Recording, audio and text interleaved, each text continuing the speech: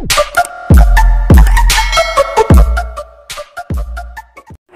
mga master! Welcome back again to our channel. Panibagong araw, panibagong kabanata na naman ang pagsumasumay natin ngayong araw na ito.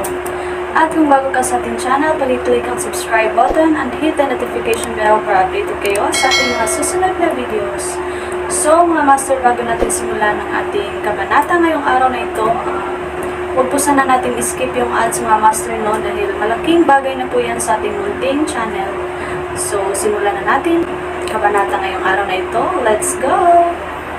Kabanata 3481-3500. Kabanata 3481. Naghinala si Phoenix. Hindi sinasadya ni Levi na pinaghihinalaan si Floyd. Habang binibigyang pansin niya si Floyd, casual niyang itinanong ang tanong na iyon matapos makita si Floyd sa karamihan. Kasunod ng kanyang tanong, napatingin ang lahat kay Floyd. Si Asher Dragon at ang iba ay nagtanong kay Floyd ng parehong tanong kanina. Ang tanong ni Levi ay tumama kay Floyd na parang bolt out of the blue. Nako, nangyari ang pinakakinatatakutan niya. Naghihinala si Master sa akin. Hinulaan iyon ni Gloria, ngunit sinabi niya sa akin na huwag siyang ilantad.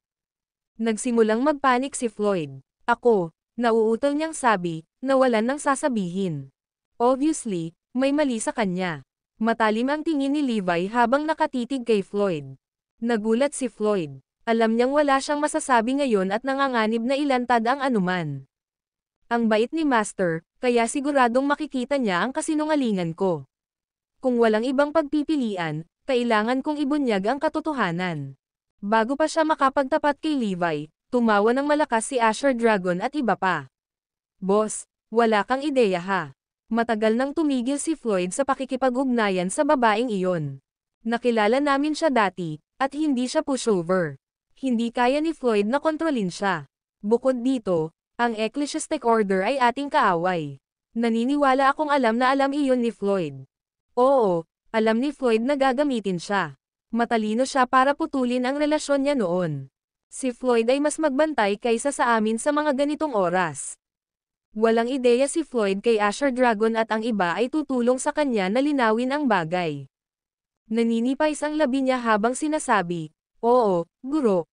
Kanina pa ako tumigil sa pakikipag-ugnayan sa kanya. Nahihiya ako at hindi ako naglakas loob na sabihin ito kahit kaninong. Tumawa si Levi. Oh, I see. Kung gayon, ayos lang. Kung hindi pa nagsasalita si Asher Dragon at ang iba pa, pinaghihinalaan na niya si Floyd. Umalis si Floyd. Oh, anong ginhawa? Muntik na akong tumambad. Tama si Gloria. Nagsisimula na akong maghinala ni Master. Kung ilantad ko si Gloria, ituturo niya kaming mga kaaway niya. Kailangan kong gawin ang lahat para protektahan si Gloria at ilihim ang aming relasyon. Baka mag-leak pa siya ng fake news para mailigaw ko si Gloria. Alam ni Floyd na hindi talaga naghihinala si Levi sa kanya. Talagang hinala ni Levi na may kakilala siya mula sa ecclesiastic order.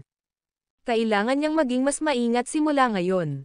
Ngayong binabantayan siya ni Levi, walang anuman sakuna ang maaaring mangyari. Paalis na si Asher Dragon at ang iba pa nang biglang magtanong si Phoenix, sa palagay mo ba ay hindi katulad ng kanyang sarili ang kinikilos ni Floyd? Ha, sa tingin ko ay hindi. Nagulat ang iba sa biglaang tanong niya. Nanatiling nagdududa si Phoenix. May nagsasabi sa akin na umaarte hindi siya katulad ng sarili niya. Hindi naman siya nahihiya kanina. Sa katunayan, mukhang kinakabahan siya na para bang nasa dilema siya. Tumanggaw si Kirin, oo. Hindi ko mapapansin kung hindi mo babanggitin. Ang mga salita ni boss ay tila nabigla sa kanya na walang sense. Parang may mali. Tama ka. Kung hindi tayo magsasalita, ano ang sasabihin ni Floyd? Dapat hindi na tayo nag-usap. Bumungad sa kanila ang pangunawa. Bumulong si Black Tortoise, dapat ba nating sabihin kay boss ang tungkol dito? Umiling si Asher Dragon. Wala tayong masasabi kung wala tayong pruweba. Mukhang sinusubukan nating maghasik ng discord sa pagitan nila.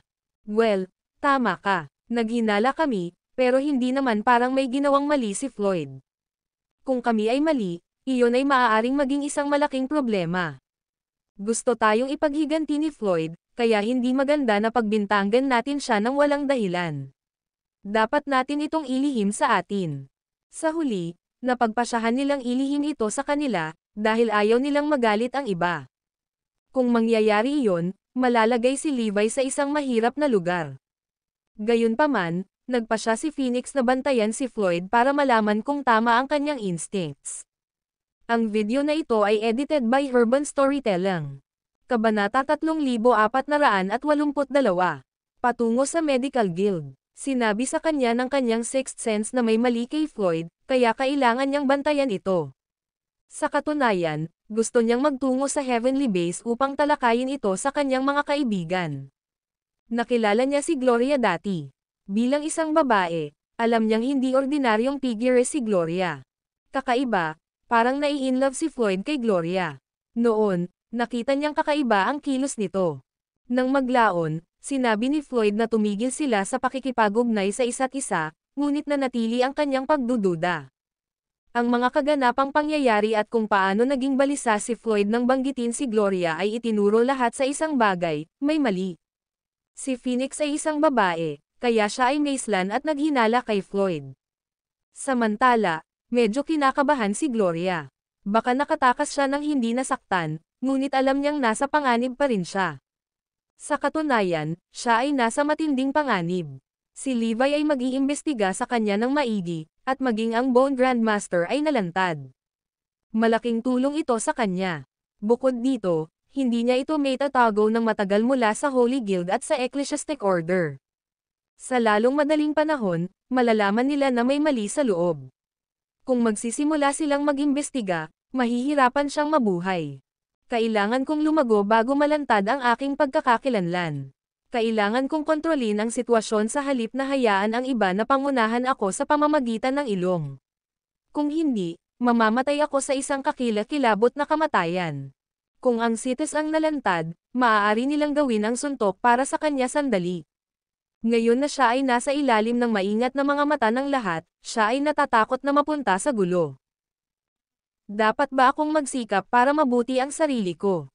Noong una, gustong lumunin ni Gloria ang lahat ng kapangyarihan ng mga elite sa Ecclesiastic Order. Walang anumang pagkakataon para sa kanya na gawin iyon. Ayaw niyang maalarma ang kanyang mga kaaway. May ibang ideya si Gloria. Ang Holy Guild at ang Medical Guild ay puno ng mga kayamanan at mga table tasks. Ang Medical Guild, lalo na, ay tahanan ng lahat ng mahiwagang gamot sa loob ng Ecclesiastic Order. Maraming table tasks ang maaaring baguhin ang kapalaran ng isang tao. Ang kapangyarihan ng isang tao ay tataas ng malaki pagkatapos itong kunin. Gayunpaman, ang mahiwagang gamot sa Medical Guild ay hindi nilalayong inumin ng mga ordinaryong tao. Dati, sisabog ang katawan ni Gloria kung iinom siya ng kahit anong tableta. Hindi niya kinaya ang kapangyarihan nito. Pagkatapos ng lahat, ang Ecclesiastic Order ay nakakalap ng maraming mahiwagang halamang gamot upang likhain ang mga ito. Gayunpaman, kaya ni Gloria ang lahat ngayon. Kung dapat niyang inumin ang lahat ng mahiwagang gamot sa isang pagkakataon, ang kanyang lakas ay tataas ng husto. Sa sandaling iyon, maaari niyang subukang talunin si Levi. Nasugatan si Gloria, kaya walang pumapansin sa kanya. Magsisimula sila sa pag-iimbestiga sa ibang tao, kaya ligtas siya sa ngayon. Kahit nalalabas siya, walang maghihinala sa kanya. Siya ay nasugatan at may alibay. Malubhang nasugatan pa rin ang lahat, ngunit tuluyan nang gumaling si Gloria. Noong gabing iyon, lumabas si Gloria sa lumang himpilan ng Ecclesiastic Order. Pumunta siya sa lugar kung saan nanatiling nakatago ang Holy Guild sa paglipas ng mga taon. Walang ibang nakakaalam kung saan iyon, ngunit si Gloria ay hindi kapani-pani walang maparaan. Maya-maya pa ay nakarating na siya sa kanyang destinasyon. Sa kanyang kasalukuyang kakayahan, naramdaman niya ang pinagmulan ng malakas na pagsabog ng mga kapangyarihan o enerhiya. Siya ay partikular na nakikita sa kanila. Manem, parang may mali. Bakit napakaraming malakas na presensya sa Holy Guild? Imposible. Alam ko ang bawat malakas na nilalang.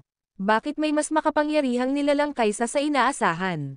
Baka sila ang hidden trump card ng Holy Guild. Walang pag-aalinlangan, tumungo si Gloria sa Medical Guild.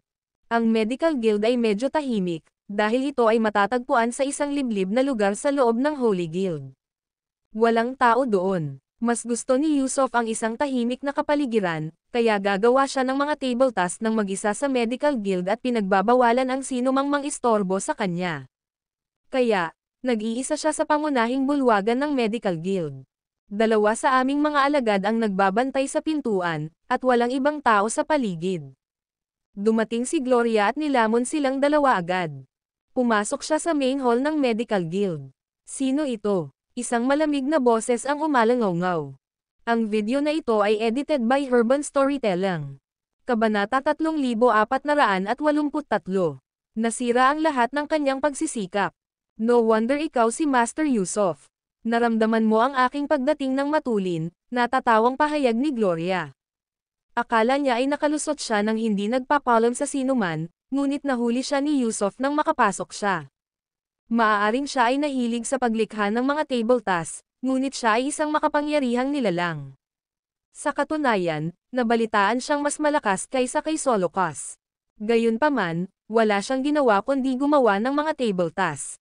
Kung hindi, maaaring siya na ang namamahala sa Holy Guild at maging susunod na minister sa linya.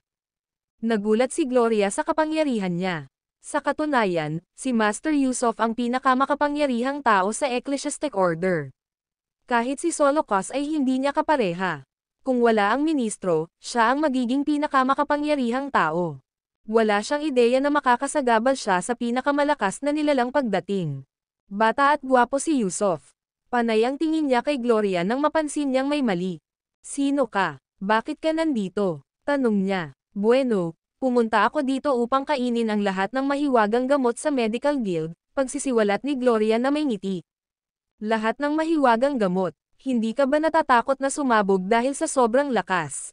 Napangisi si Yusuf. Walang sino man ang may kakayahang ubusin ang lahat ng mahiwagang gamot dito. Ang isa ay maaaring uminom ng 3 hanggang 4 na mahiwagang gamot ng sabay-sabay. Imposible lang na magawa ng hindi gustong bisita ang tagumpay. Nang marinig iyon, nagpakawala si Gloria ng mapanuksong singhot. Ha, nilamon ko lang ang 3 kapat ng core ng enerhiya. Dapat ay medyo madali para sa akin na kainin ang lahat ng iyong mahiwagang gamot, tama ba? Ano? Namula si Yusuf sa sobrang takot. Ikaw noon. Siya ay abala sa kanyang mga table tasks, ngunit iyon ay hindi nangangahulugan na siya ay ganap na sarado sa labas ng mundo. Ako iyon. Inihayag ni Gloria. Agad siyang kumilos pagkatapos niyang sabihin iyon. Ang kanyang kapangyarihan ay sapat na upang sugpuin si Yusuf. Maaaring malakas si Yusuf, ngunit hindi siya ang kalaban ni Gloria. Sa ngayon, si Gloria ay halos kasing lakas ni Levi. Hindi siya maalis ni Yusuf sa kanyang sarili. Walang magawa, nakontrol siya sa isang kisap mata at hindi makagalaw kahit 1 pulgada. Hindi mo nakita lalamunan sa ngayon. Panoorin habang nilalamon ko ang bawat mahiwagang gamot sa medical guild. Deklara niya. Sa sinabi nito, ipinagpatuloy ni Gloria ang pagdambong sa lahat ng mahiwagang gamot sa medical guild. Nilamon niya ang lahat ng makakaya niya at iningatan ang hindi niya kayang lamunin. Ang lahat ng ito ay ang pinakamataas na rating ng mahiwagang gamot sa Ecclesiastic Order. Sa pagkakataong ito, sinadya ni Gloria ang sarili upang walang mangyayaring kakaiba kapag lumakas ang kanyang lakas. Walang makakaalam sa kanyang ginagawa. Siyempre, kailangan niyang pasalamatan ang Bone Grandmaster para doon. Si Yusuf ay nakatayong nakaugat sa kanyang kinatatayuan at nakamasid lamang habang ang lakas ni Gloria ay lumakas ng husto. Ang mga tabletang ginawa niya ay nilunok na ni Gloria.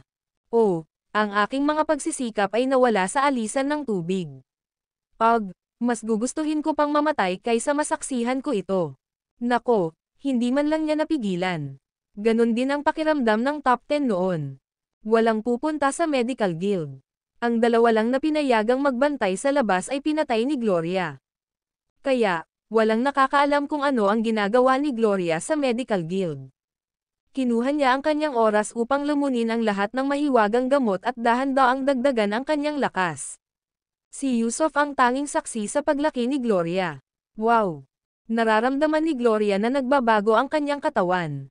Dati, 3 kapat lang ng core ng enerhiya ang kaya niyang lalamunan, ngunit ngayon, pakiramdam niya ay mas marami pa siyang lalamunan. Marahil ito ay dahil sa katotohanan na siya ngayon ay mas malakas. Ang kanyang katawan at espiritual na buto ay dahan-daang bumubuti. Sa ngayon, makakain na siya ng mas maraming enerhiya.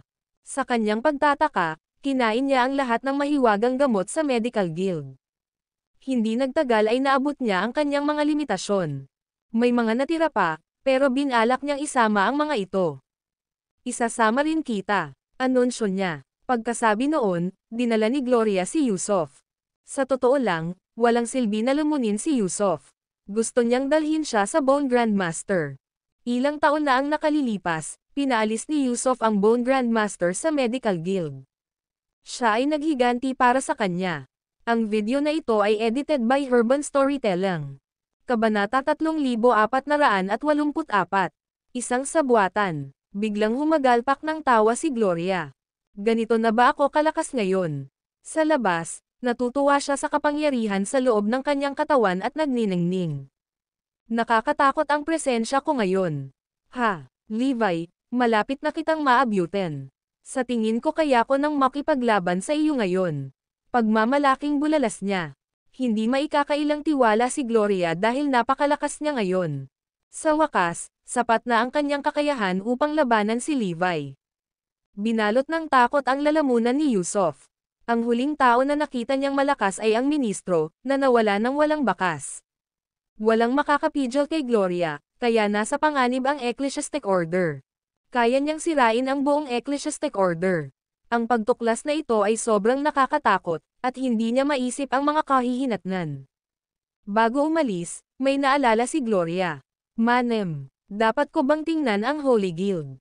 Pasigan niyang tanong. Noong una siyang dumating, nakadama siya ng maraming malalakas na aura, higit pa sa inaasahan niya. Ang kanyang mga sentido ay naging matalas pagkatapos na siya ay lumakas. Naramdaman ang pagbabago-bago ng enerhiya, sigurado siyang maraming makapangyarihang elite sa loob ng Holy Guild. Ito ay tiyak na hindi karaniwan. Ang Holy Guild ay may maraming mga elite, ngunit ngayon, mayroong hindi bababa sa 100 beses na mas maraming elite kaysa karaniwan. Hindi maiwasan ni Gloria na maghinala.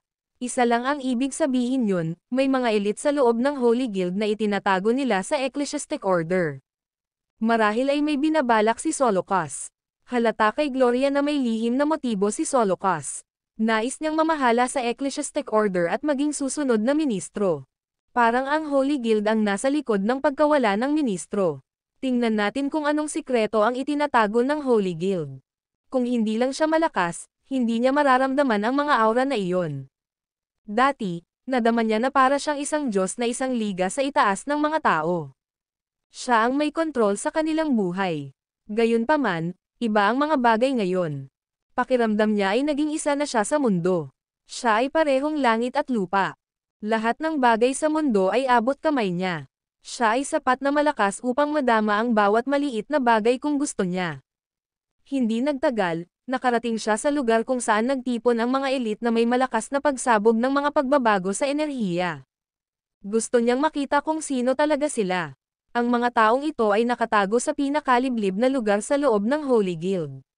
Malinaw, hindi nila maipakita ang kanilang sarili sa publiko.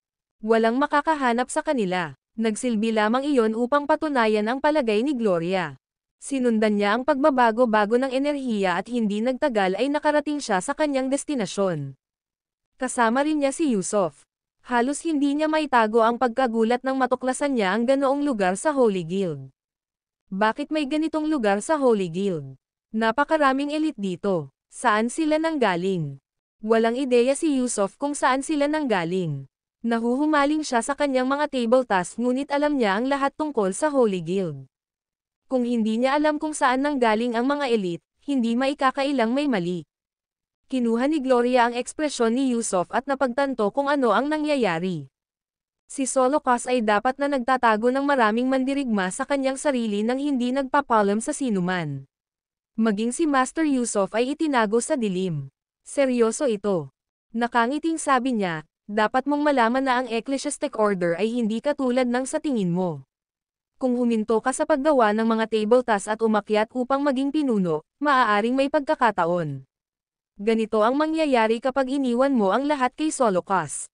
Walang magawa si Yusuf, dahil huli na ang lahat. Kung curious ka, alamin natin kung sino sila.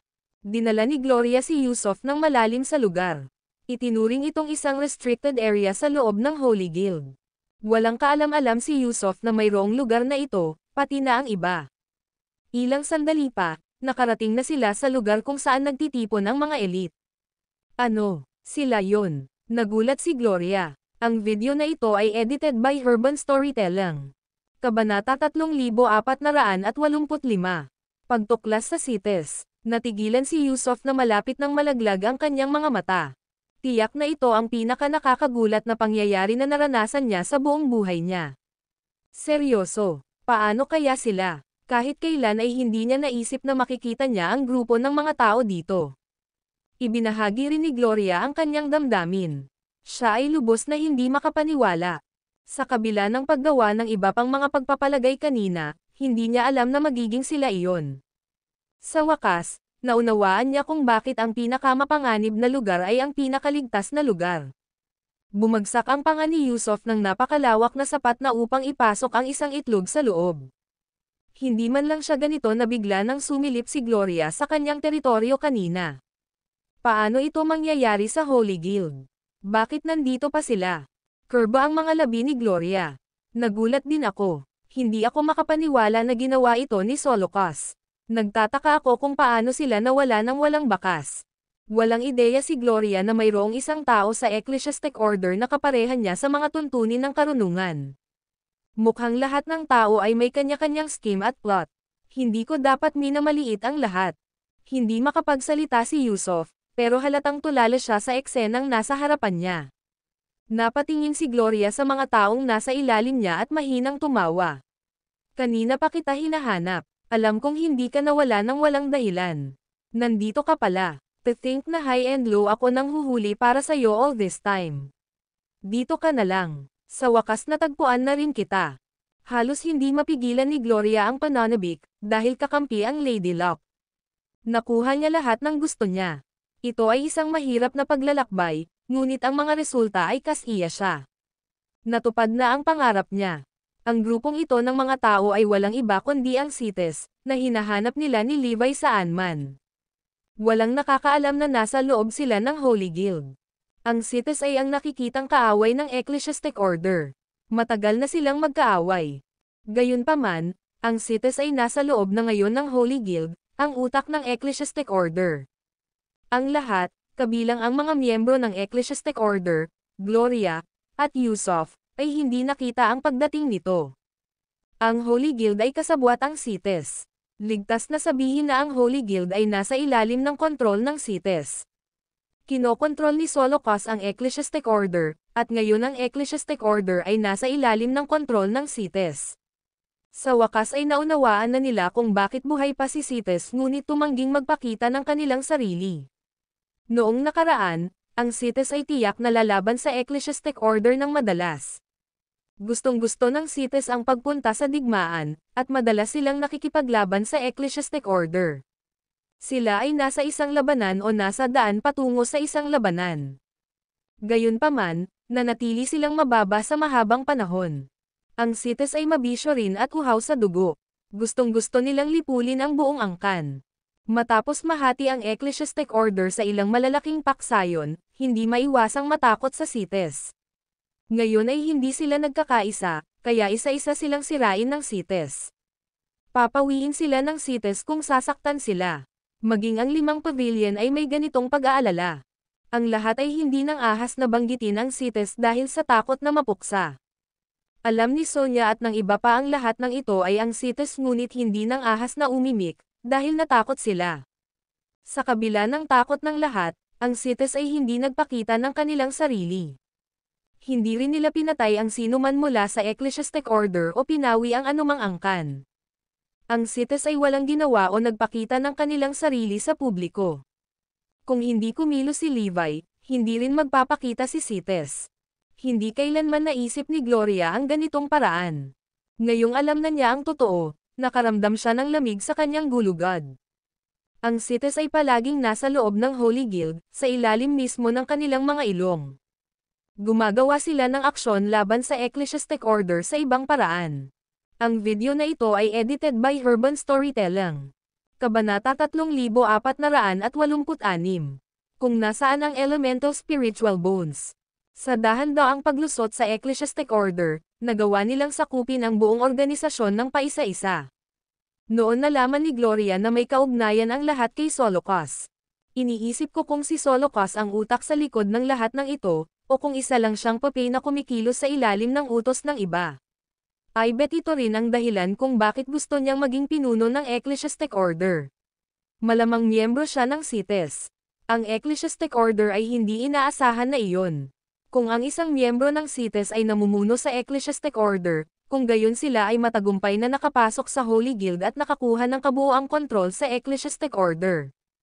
Tao, ito ay isang nakatutulong na plano na nagdududa ako na may nakita na darating ito. Habang ang Ecclesiastic Order ay maaaring mukhang nagkakaisa, ito ay talagang ganap na nasa ilalim ng kontrol ng CITES. Haha, sino ang mag-aakala na ang sariling istruktura ng organisasyon ng Ecclesiastic Order ay magiging kaaway nito? Napailing si Gloria at napangiti sa isiping iyon. Si Yusuf ay nakasulat sa buong mukha niya ng kawalang paniwala nang mapagtanto niya kung gaano naging tiwali ang Ecclesiastic Order. Hindi ako makapaniwala na tuluyan na itong nahulog sa mga kamay ng CITES. Tuldok-tuldok, ito ay dahil sa sobrang nahumaling ako sa paggawa ng mga table tasks. Pinaalalahanan ako ng ministro na bantayan ang Ecclesiastic Order at itigil ang pagiging sobrang pagkahumaling sa paggawa ng mga table tasks, ngunit hindi ako nakinig. Higit pa rito, si Gloria ay isang malaking banta sa Ecclesiastic Order din. Kasalanan ko ang lahat kung ang Ecclesiastic Order ay masisira. Kung hindi ako nahuli ni Gloria, magagalit ako nang makita ko ang lahat ng ito kaya lalaban ako kay CITES. Ang lugar. Sa kasamaang palad, wala akong magagawa tungkol dito ngayon.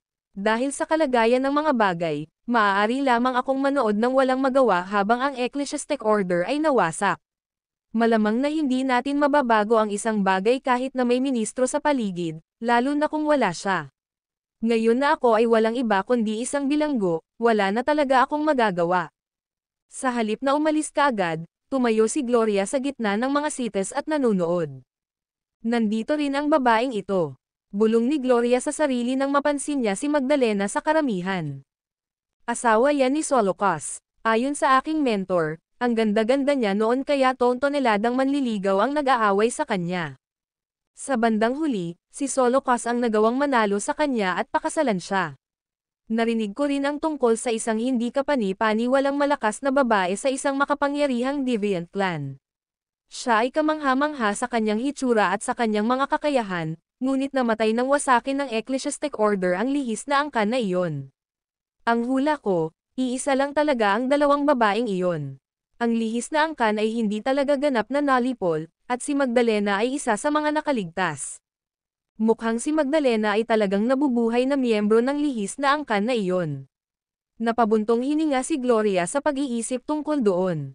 Matapos makalusot sa CITES, napansin niya ang isang lugar na protektado ng isang grupo ng mga tao. Ang isang malakas na alon ng enerhiya ay maaaring matukoy sa loob.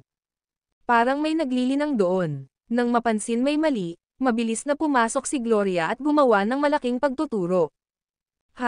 Iyan ay isang elemental na lumipat na buto. Hindi ako makapaniwala na may hanap ako dito. Dahil sa kung gaano kalakas ang isang elemental na pagtatalo sa buto, ang paglilipat ng enerhiya sa lugar ay umaakyat at nag-iipon na parang baliw. Habang sinubukan ng CITES na itago ang taong gumagawa ng paglilinang, nalampasan iyon ni Gloria ng madali. Hindi nagtagal bago niya nakita ang taong nagtataglay ng elemental na nag-aayos na buto. Sa kabila ng hindi niya gaanong pagpapakita sa publiko, agad siyang nakilala ni Gloria. Ang lalaking iyon ay walang iba kundi ang anak ni Solocas, si Xylas Guren. Siya ay isang likas na matalinong individual. Sa katunayan, maaari pa siyang maging mas malakas kaysa sa walang paladin mula sa Holy Guild. Gayunpaman, nang maglaon ay naging baldado na siya matapos masugatan ang aking pag-alis na buto. Siya ay naghahanap ng angkop na spiritual bone donor sa lahat ng mga taon na ito, para lamang matindi ang mga elemental na nag-aayos ng buto mula sa Asher Dragon at sa kanilang grupo. Dahil inilihim ang nangyari kay Xylas, hindi alam ng marami sa Ecclesiastic Order ang tungkol dito. Ang video na ito ay edited by Herban Storytelling. Kabanata 3487 Malapit nang magbago ang lahat. Maghintay. Nangangahulugan ito na hawak ko na ang pinakakompletong impormasyon sa ngayon. Si Xylas ay hindi kailanman nagpakita ng kanyang sarili sa mga miyembro ng Ecclesiastic Order, kaya hindi ko rin malalaman ang kanyang pag-iral kung hindi man. Mukhang sila ang nag-alis ng mga espiritual na buto kay Levi at sa kanyang mga kaibigan. Hahaha. Ang lahat ay may katuturan ngayon. Ang mga may kontrol sa Cetus mula sa likod ng mga eksena ay sina Solocos at Xylas. Sila ang nag-alis ng mga elemental na espiritual na buto. Ngayon nakita ko na kung bakit pamilyar si Solocos sa lahat ng bagay sa labas. Lumalabas, nasa ilalim na niya ang lahat. Sa kanyang lakas na halos katumbas ng kay Solocos, si Xylas ay naging pinakadakilang talento sa Ecclesiastic Order. Habang si Xylas ay maaaring talagang makapangyarihan sa mga elemental na espiritual na buto, siya ay walang iba kundi maliit na prito sa akin. Pagkatapos ng lahat, mayroon akong parehong Ecclesiastic Order at Solocos sa aking awa. Wala sa mga iyon ang mahalaga sa ngayon, bagaman. Ang mahalaga ay ang katotohanan na alam ko na ngayon ang lokasyon ng Cetus at ang mga elemental na espiritual na buto, kaya ang mga bagay ay magiging kapana-panabik mula rito. Kung sasabihin ko kay Levi ang tungkol dito, itutuon niya ang lahat ng galit niya sa Cetus at hahabulin sila. Ang Ecclesiastic Order ay hahabulin din ang Cetus, kaya magkakaroon ng kaguluhan sa lahat ng dako. Hindi lamang ako bibigyan nito ng mas maraming oras, ngunit maaari rin akong makinabang mula sa mga resulta nito. Mukhang kakampi ko talaga ang swerte this whole time. Napakaraming mga hadlang ang aking naranasan, ngunit nalampasan ko silang lahat ng maayos. Kahit na sa panahon ng krisis na tulad nito, nadiskubre ko ang pagkakaroon ng Cetus at ang pinakamalaking sikreto ng Holy Guild. Sa pamamagitan ng pag-leak ng impormasyong ito sa publiko, bibilhin ko ang aking sarili ng napakaraming oras para palakasin ang aking sarili na hindi man lang magkakaroon ng pagkakataon si Levi laban sa akin. Huli na para gawin nila ang anumang bagay sa oras na mapagtanto nilang ako ang gumawa. Ang pagkatuklas sa napakalaking lihim na ito ay tunay na nagpabago ng sitwasyon sa akin. Tuwang-tuwa si Gloria sa mga kaisipang iyon na muntik na siyang mapahagalpak ng tawa. Pagkaraan ng ilang sandali upang mabawi ang kanyang katinoan, inilabas ni Gloria si Yusuf doon nang walang nakakaalam na naroon siya. Walang nakakaalam na wala na si Yusuf, ni hindi nila alam na nawala ang lahat ng mahiwagang gamot ng Medical Guild. Hindi nila alam, lahat ng iyon ay magpapabago ng ganap sa Ecclesiastic Order. Dalhan kita ng regalo, Bone Grandmaster. Sabi ni Gloria habang inihagis si Yusuf sa lupa pagdating sa corpse pit. Ano, si Yusuf ba ito? Higit pa riyan, lalo kang lumakas sa loob ng maikling panahon. Laking gulat ni Bone Grandmaster na nalaglag ang kanyang panga. Noon pa man ay alam na niya na si Gloria ay isang napakalakas na pag-iral, ngunit hindi niya inaasahan na magiging ganito kalakas si Gloria. Lalo siyang lumakas kaya naglabas siya ng napakalaking aura na mas malakas kaysa sa sinumang nakita ng Bone Grandmaster. Namutla at nanginginig ang buong katawan ni Yusuf nang makita ang Bone Grandmaster, ngunit natahimik siya nang maalala ang lahat ng pinagdaanan niya kanina. Ang Bone Grandmaster ay walang halaga kumpara sa alinman sa mga iyon. I bet hindi mo nakita ang pagdating nito, Yusuf. Malapit na nating sirain ang Ecclesiastic Order. Tuwang-tuwang sigaw ni Bone Grandmaster at humagalpak ng tawa. Pinalayas ako ni Yusuf nang magsimula akong lumabag sa etika ng medisina. Ngayon, sa wakas may pagkakataon na akong makaganti sa kanya. Sige patayin mo na ako, bulong ni Yusuf habang nakahiga sa sahig. Dahil wala siyang kapangyarihang pigilan ang mga ito, naisip niya na sa halip ay sasabay na lang siya sa agos. Kung ganoon, huwag mag-isip kung tulungan ko ang aking sarili sa iyong lakas. Inubos ni Gloria ang lahat ng lakas ni Yusuf bago siya inihagis kay Bone Grandmaster. Eto na. Sa pagpupursige sa paghihiganti, pinailalim ng Bone Grandmaster si Yusuf sa lahat ng uri ng pagpapahirap. Ang video na ito ay edited by Urban Storytelling. Kabanata 3488. Huminto si Gloria sa pakikipag-ugnayan kay Floyd. Dahil sa labis na pagkamuhi niya sa lahat sa Medical Guild at sa Holy Guild, walang paraan na hindi niya mailigtas ang sinumang nakuha niya. Si Gloria naman ay nagpatuloy sa pagpapalakas ng sarili habang naghahanda para iset up ang Cetus. Siyempre, Hindi niya basta-basta ilalabas ang impormasyon ng ganoon. Kailangan niyang pahabain ang tagal ng magulong salungatan sa pagitan ng iba't ibang paksayon na iyon at makagambala sa kanila ng sapat na mahabang panahon para mapalakas niya ang sarili. Lalong lumalamon si Gloria habang lumalakas siya. Hindi nagtagal bago niya tuluyang nilamon ang lahat ng elixir at kayamanan na ninakaw niya mula sa Medical Guild at sa Holy Guild. Gayunpaman, hindi siya nasiyahan at nagpatuloy sa paghahanap ng mga bagay na maaari niyang kainin habang dahan-daang kinukumpleto ang kanyang paghahanda para ilabas ang impormasyon. Samantala, nakahanap si Levi ng maraming pahiwatig habang hinahanap si Gloria at naramdaman niyang nasa malapit siya. Tungkol naman sa Holy Guild, halos tapos na sila sa kanilang paghahanda para habulin ang Esoteric Guild. Iyon ay lalo na ang kaso para kay Solocus, na walang ibang gustong sirain ang Esoteric Guild. Bilang isang miyembro ng CITES, ang kanyang pangunahing layunin ay upang sakupin ang Ecclesiastic Order. Dahil dito, hindi niya posibleng baliwalain ang presensya ng isa pang paksayon na nagbabanta sa kanyang layunin. Si Floyd ay talagang nanlulumaw nitong mga nakaraang araw dahil si Gloria ay hindi nakikipag-ugnayan sa kanya sa napakatagal na panahon. Alam kong sinabi ni Gloria na iwasang makipag-ugnayan sa isa't isa hanggat maaari, ngunit napakatagal na ngayon. Hindi ako makapaniwala na wala man lang akong narinig mula sa kanya. Ilang beses na niyang sinubukang kontakin si Gloria dahil na-miss niya ito ng husto, ngunit tuluyan na itong hindi pinansin. Habang si Floyd ay lalong naging malapit kay Gloria, nakita niya ang kanyang sarili na nababalisa kung hindi niya ito makakasama sa lahat ng oras. Hindi niya kakayanin na mawalay sa kanya kahit isang segundo, lalo pat magtagal nang hindi ito makontak. Sobrang na-miss ni Floyd si Gloria kaya hindi niya magawa ng tama ang alinman sa kanyang mga pang-araw-araw na gawain. Ang pagkabalisa ay parang libu-libong langgam na gumagapang sa buong katawan niya, at wala siyang ibang hinanggad kundi makita siya kaagad. Gayunpaman, wala siyang magagawa dahil tumanggi si Gloria na sagutin ang alinman sa kanyang mga tawag. Hey, nakakabaliw na tao. Napamura si Gloria sa sarili nang makita ang mga missed calls nito. Wala nang masyadong silbi sa akin si Floyd kaya hindi ko na kailangan pang i-entertain pa siya. Hindi man lang ako mapakali na sagutin ang mga tawag niya dahil sayang lang ang oras ko. Seryoso ba siya sa tingin niya ay karapat-dapat siyang makasama? I might consider him kung kasing kapangyarihan siya ni Levi, pero isa lang siyang basura. How dare this piece of trash even attempt to contact me? Hindi ba niya alam kung gaano siya ka-blessed na makausap man lang ako? Naturally, napansin ni Phoenix ang kakaibang ugali ni Floyd. Medyo masama ang kalagayan niya kahit na hindi siya nakakagawa ng kahit anong mabigat o nakakalabas kamakailan. Tanging si Gloria lang ang posibleng makakaapekto sa kanya ng ganito.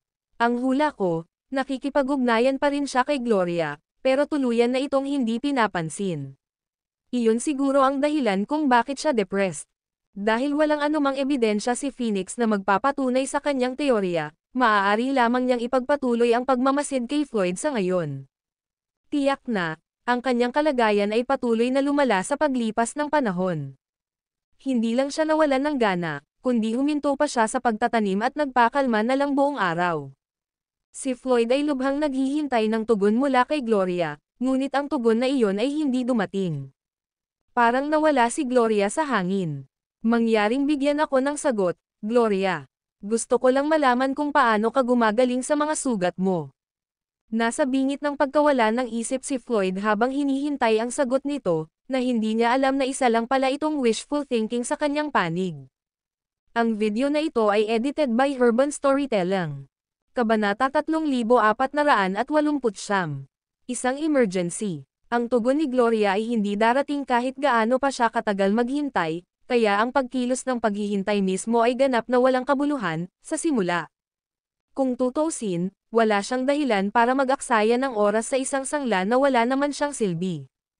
Itinakda ni Levi ang kanyang paningin kay Floyd, kaya hindi siya maaaring makakuha ng anumang impormasyon kay Gloria. Higit pa rito, may pagkakataon pa na gagamitin siya ni Levi laban sa kanya. Sa makatuwid, itinuring siyang walang silbi ni Gloria at hindi siya makikipag-ugnayan sa kanya maliban kung talagang kinakailangan. Kung mayroon man, ang paningin ng kanyang mga pagtatangka na makipag-ugnay sa kanya ay naiinis lamang sa kanya hanggang sa kaibuturan. Tsaka abala siya sa kanyang paghahanda kaya wala na siyang oras para pasayahin siya. Habang iniiwasan siya ni Gloria, mas nababalisa si Floyd. Siya ay labis na nabalisa at nawala na ang kanyang isip ay ganap na natigil, at siya ay tumanggi na gumawa ng kahit ano. Ang tanging ginawa niya ay nagkulong sa kanyang silid sa buong araw, labis na ikinadismaya ni Phoenix. May malinaw na abnormal sa kalagayan ni Floyd. Makalipas ang ilang araw, halos tapos na si Gloria sa kanyang paghahanda para ilabas ang impormasyon tungkol sa CITES. Dahil hindi man lang siya tumugon kay Floyd, nadala siya sa punto ng pagkakaroon ng mental breakdown. Ang bawat araw na ginugugol niya sa paghihintay ay parang isang taon. He was so desperate that he would even settle for just hear her voice, pero hindi rin nangyari iyon. Bakit parang natapon ako? Pakiramdam ko ay iiwan na ako ni Gloria. Tuldok-tuldok, man, iyon ang pinakamasamang posibleng senaryo. Kung ganoon nga talaga, ano pa ang silbi para mabuhay ako? Walang saysay ang buhay ko kung wala si Gloria. Wala akong pakialam sa pagkawala ng iba, ngunit hindi ko kayang mabuhay nang wala si Gloria. Siya lang ang source of motivation ko sa buhay ngayon. Ang dati kong motibasyon ay ipaghiganti si Asher Dragon at ang kanyang grupo, ngunit ngayon. Tuldok-tuldok, si Gloria na lang ang mahalaga sa akin. Lahat ng ginagawa ko para sa kanya. Ang pagiging out of contact sa kanya ay mas masahol pa sa kamatayan para sa akin. Sana makausap ko siya kahit saglit lang. Hindi kaya nakahanap na siya ng iba. O baka nasa panganib siya o ano.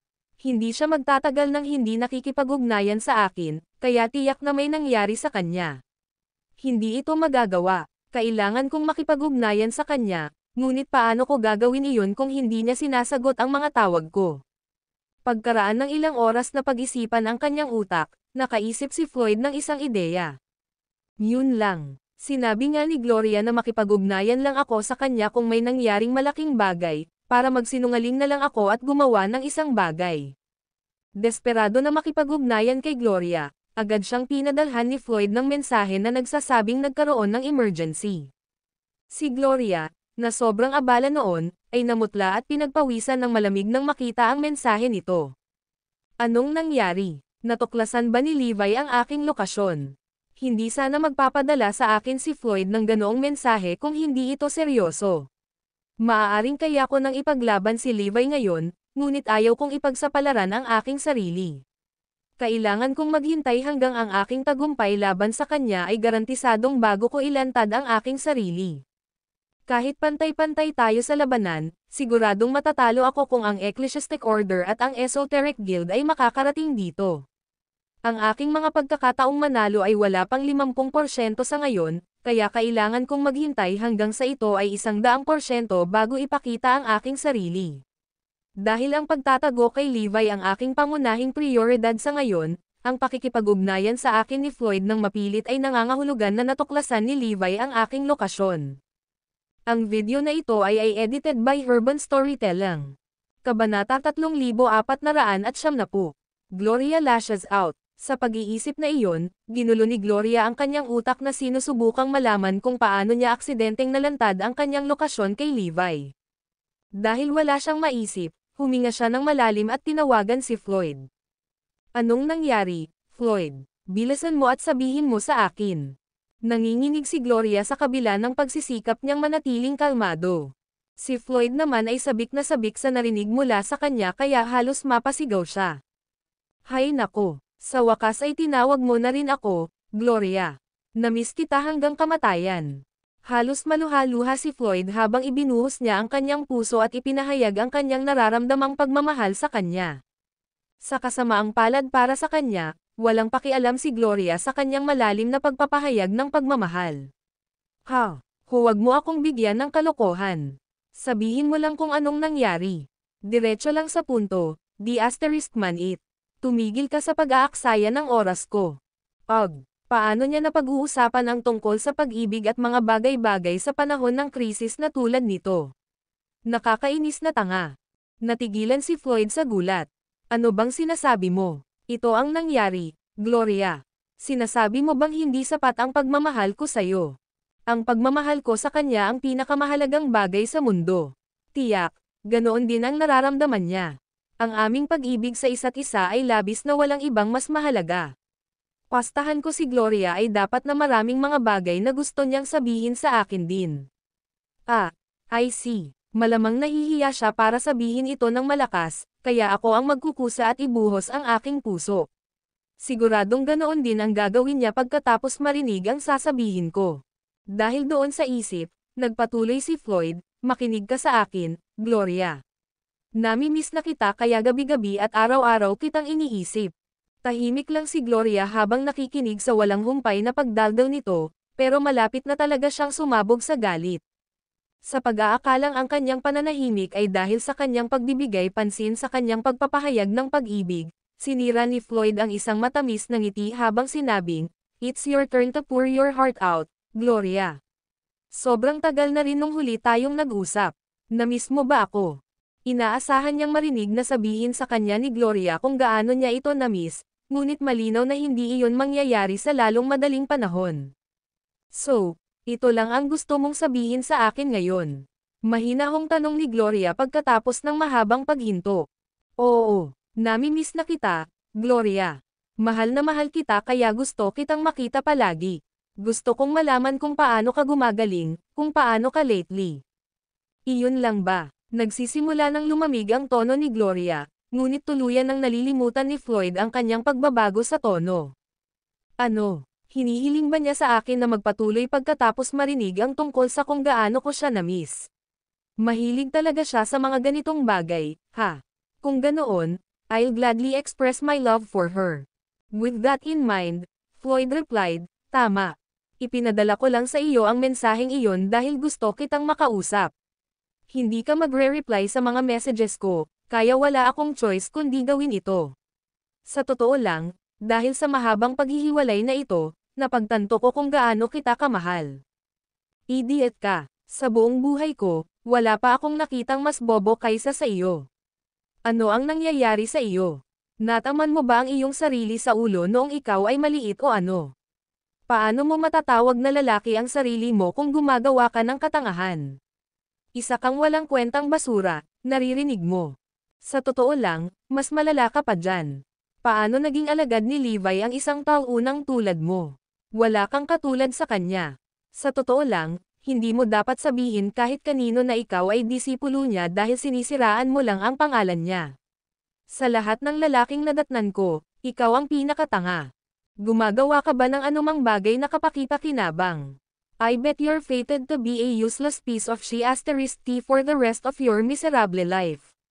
Akala ko ikaw ay nasa itaas ng paggawa ng isang bagay na napakabata, ngunit sa palagay ko ay mali ako. Ang lalaking hindi man lang may tama ang kanyang mga prioridad ay hindi karapat-dapat na makasama ako. Ang video na ito ay edited by Urban Storytelling. Kabanata 3491.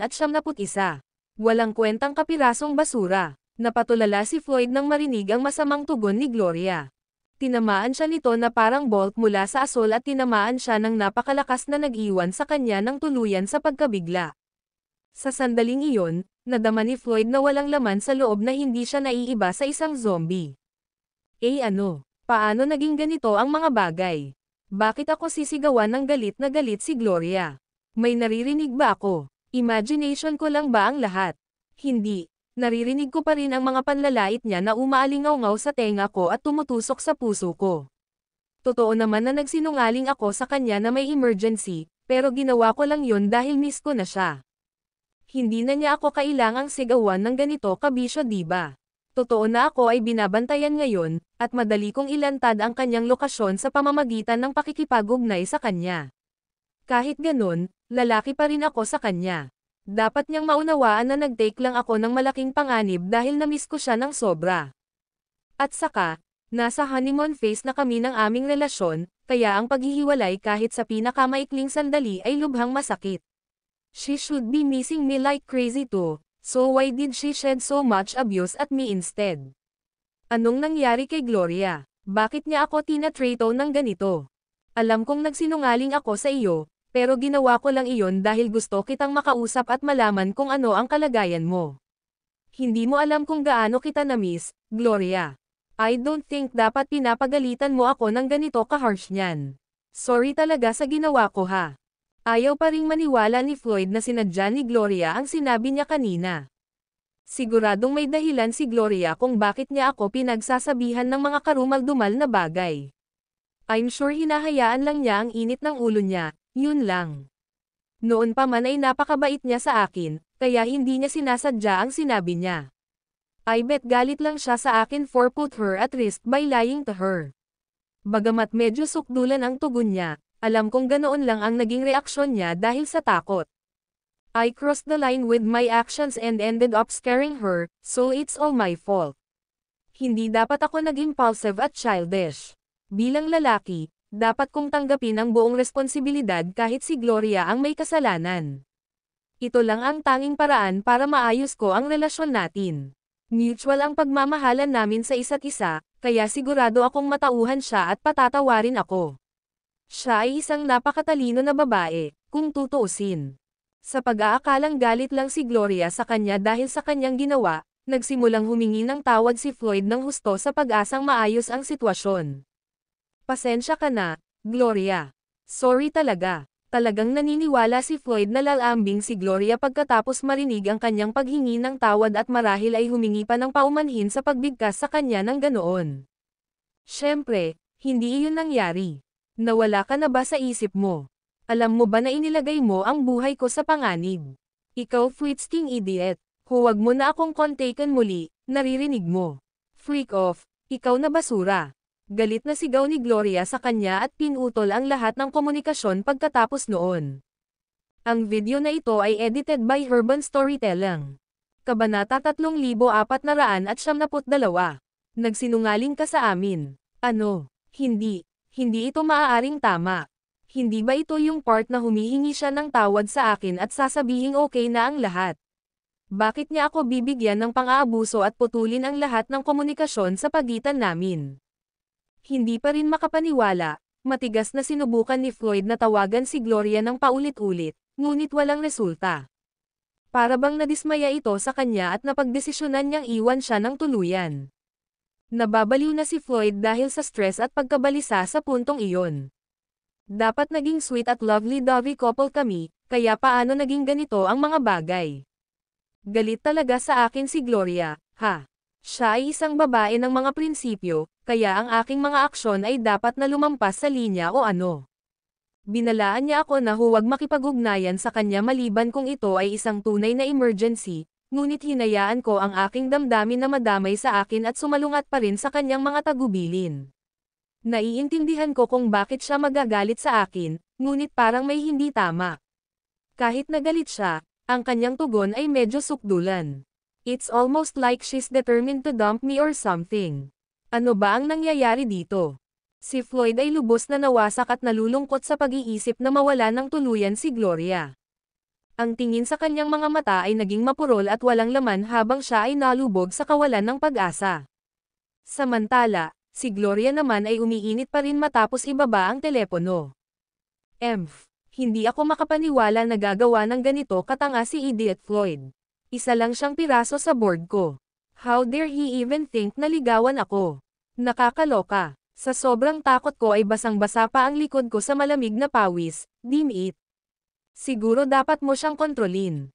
He can still be useful as long as he remains by Levi's side, mungkahi ni Bone Grandmaster nang makita niya kung gaano kawalang pag-asa si Floyd. Umiling si Gloria. Hindi na iyon kakailanganin. Hindi lang siya walang kwenta sa akin ngayon, pero may panganib din na ilantad niya ang lokasyon ko. Iiwan ko na lang ang mga bagay sa paraang ito. Tsaka ayos lang kahit ilantad niya ang lokasyon ko. Plano ko pa rin siyang tanggalin. Nasa akin na ang lahat ng impormasyong kailangan ko. Ang natitira na lang ay para kay Floyd na maghasik ng alitan sa mga tauhan ni Levi o ipagkanulo siya sa isang mahalagang sandali. Tumawa si Bone Grandmaster. Patas na. Kabalintunaan, talagang tama si Floyd tungkol sa pag-iwan sa kanya ni Gloria ng tuluyan. Sa sobrang lungkot na nararamdaman niya ay hindi na niya napansin nang magpakita si Phoenix. Nagsinungaling ka sa amin. Diretsong tanong niya. Natarante si Floyd nang marinig niya ang boses nito sa likuran niya. Kailan ka nakarating dito? Sa kabila ng pagiging hindi kapani-paniwalang makapangyarihan, masyado siyang na-distract sa nararamdaman niya para kay Gloria kaya hindi niya naramdaman ang presensya ni Phoenix nang lumapit ito. Pinandilatan siya ni Phoenix habang tumugon, "Kaka-rating ko lang dito ilang segundo lang, pero hindi iyon mahalaga sa ngayon. Nagsinungaling ka sa amin, Floyd. Hindi ka tumigil sa pakikipag-ugnayan sa babaeng iyon. Sa totoo lang, buong panahon mo na siyang sinusubukang ligawan." Ako, natagpuan ni Floyd ang sarili sa isang awkward na posisyon. Dapat may alam si Phoenix kung gumagawa siya ng ganoong direktang akusasyon. Kung tatanggi ako ngayon, dumiretso si Phoenix kay Levi. Mas lalo akong mahihirapan kapag nangyari iyon. Nang mapansin na may mali sa kanya, idiniin ni Phoenix, "May tinatago ka ba sa amin? Bakit mo kami niloloko ni Master ng ganito?" Hindi ako. Pangako ko. Hinding-hindi ako gagawa ng ganoon katanga. Sagot ni Floyd. "I know my limits, and I'm very sure na hindi ganon si Gloria." Ang video na ito ay edited by Urban Storytelling. Kabanata 3473. Si Gloria kaya ang mastermind. May magandang paliwanag ang lahat ng nangyari noon, kaya walang dahilan para maghinala si Gloria. Ang kanyang amo, si Linda, at si Callahan ang nasa likod ng mga pangyayaring iyon. Isa pa, pinatay ko si Linda. Wala nang mas kapani-paniwala kaysa dito. Kaya naman, inamin ni Floyd, "Phoenix, hindi ko ito itatago sa iyo." Nagsinungaling ako. Ha? Anong nangyayari? Natigilan si Phoenix sa pahayag ni Floyd. Akala niya ay matigas ang ulo nitong tatanggihan ang anumang bagay. "Hinahanap ko si Gloria mula sa ecclesiastic order. Gayunpaman, hindi ako nagtagumpay, at hindi pa rin siya nagpakita ng anumang interes sa akin. Sinabi ko pa nga sa kanya na alagad ako ni Levi, pero ang sabi niya ay walang kinalaman sa akin iyon." Mabilis na gumawa ng dahilan si Floyd at ikinagulat si Phoenix. Nagsisimula na siyang maniwala sa kanya. Kung tutuusin, alam niyang nahuhumaling si Floyd sa panliligaw kay Gloria noong nasa Heavenly Base sila. Noong panahong iyon, tumanggi si Gloria na bigyang pansin si Floyd. Naginawang katatawanan si Floyd sa ibang mga tao.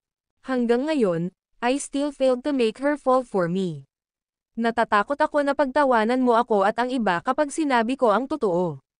Masyadong nakakahiya iyon, kaya nagsinungaling ako. Hindi ko inasahan na magiging sanhi ito ng hindi pagkakaunawaan, isang mahabang buntong hininga si Floyd. Parang naniwala si Phoenix sa kanya dahil may sense ang sinabi niya. Bagamat mayroon pa rin siyang hinala, hindi siya sigurado kung paano ito sasabihin sa ngayon. Talaga, hindi ba siya nagpapakita ng anumang interes sa iyo? Tinatanggihan ka pa rin ba niya? Nagtatakang tanong ni Phoenix. Oo, hindi man lang niya ako makontak o makikilala ngayon. Arg, umasa si Floyd na parang isang lalaking lovesick. Iyon ang lalong nagpawi ng pag-aalala ni Phoenix. Dahil iyon ang kaso, malamang na hindi honey trap si Gloria. Kung siya ay isang honey trap, hahanapin ka niya nang hindi mo siya kailangang kontekan. Kung tutuusin, ikaw ang pinakamalapit na alagad ni boss at may unang kamay na impormasyon, pag-aralan ni Phoenix at tinanggal ang kanyang hinala tungkol kay Gloria. Dahil patuloy na tinatanggihan ni Gloria si Floyd kahit pilit nitong tinangka na mapalapit sa kanya, siguradong hindi ito honey trap. Alam ko, how I wish na mapalapit sa akin si Gloria dahil alagad ako ni Master. Sa kasamaang palad, hindi ito gumana. Napabuntong hininga si Floyd na may pananabik. Nang makita iyon, tumigil si Phoenix sa paghihinala kay Floyd, na nagpapahintulot sa kanya na makatakas sa hinala sa ngayon. Tinanggihan niya si Floyd kahit inalok nito ang sarili sa isang pinggan. Walang paraan na may binabalak siya. Gayunpaman, mayroon akong ilang mga salita ng payo para sa iyo. Hindi ka dapat umibig ng sobra sa kanya. Kung hindi, masasaktan ka lang. Dahil hindi siya interesado kahit anong gawin mo, sa tingin ko dapat kang maghanap ng iba. Marahil ay hindi kanya masyadong inisip. Gayun din, dapat kang mag-ingat na huwag hayaang samantalahin ka ng iba. Nasa kritikal na panahon tayo. Sino ang nakakaalam? Baka naglalaro ng hard to get si Gloria. Sa makatuwid, dapat kang maging maingat. Alam kong matalino ka, pero huwag mong hayaang tanggayan ka ng emosyon. Payo ni Phoenix. Walang ibig sabihin si Phoenix nang payuhan siya nito. Gayunpaman, Nagawa pa rin ng kanyang mga salita na masaktan ang puso ni Floyd. Hindi ba ganyan ang pakikitungo sa akin ni Gloria? Tama yan. Biglang kinilig si Floyd. Ginamit kaya ako ni Gloria sa lahat ng ito. Dahil pinaghihinalaan ako ni Master, hindi ako makakuha ng impormasyon tungkol sa kanya at sa kanyang kinaroroonan. Iniwan niya ba ako dahil wala akong silbi sa kanya ngayon? Hindi naman ganito si Gloria noon at napakabuti niya sa akin. Ngayon, hindi na niya ako pinansin, tama yan. Bagamat delikado para sa kanya na makipag-ugnayan sa akin, hindi niya ako kailangang balewalain hanggang sa ganito. Pakiramdam ni Floyd ay inabando na siya. Paano kung si Gloria ang taong hinahanap ni Master?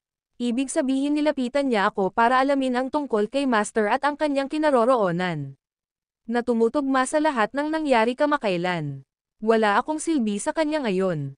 Kaya, tinalikuran niya ako at ayaw makipag-ugnayan sa akin. Anong panganib? Iyon ay isang dahilan. Ayaw na lang niyang makakita ng walang kwentang pon na katulad ko. Sa sandaling ito, malinaw ang mga iniisip ni Floyd kaysa dati habang isinasaalang-alang niya ang lahat ng nangyari. Kung si Gloria ang utak sa likod ng lahat ng ito, kung gayon ang lahat ay may katuturan. Iyon ang magpapaliwanag sa biglaang pagbabago ng kanyang ugali at kung bakit niya ako ininsulto. Hindi, pwede bang? Ang video na ito ay edited by Urban Storytelling. Kabanata 3494. Dapat siya ay nag-aalala tungkol sa akin. Isang nakakatakot na kaisipan ang lumitaw sa isip ni Floyd. Si Gloria kaya ang may pekana. Narinig ko kay Master na patuloy na lumalago ang kapangyarihan ng Mastermind. Dahil kaya sa teknik ni Evie. Tanging ang pamamaraan ni Evie ang makapagbibigay daan sa isang tao na mabilis na umunlad sa loob ng maikling panahon. Lahat ay tumutugma ngayon. Sinadya niyang saktan ang sarili at sinabi sa akin na ang pagsasanay sa pamamaraang ito ay magpapabaliw sa kanya.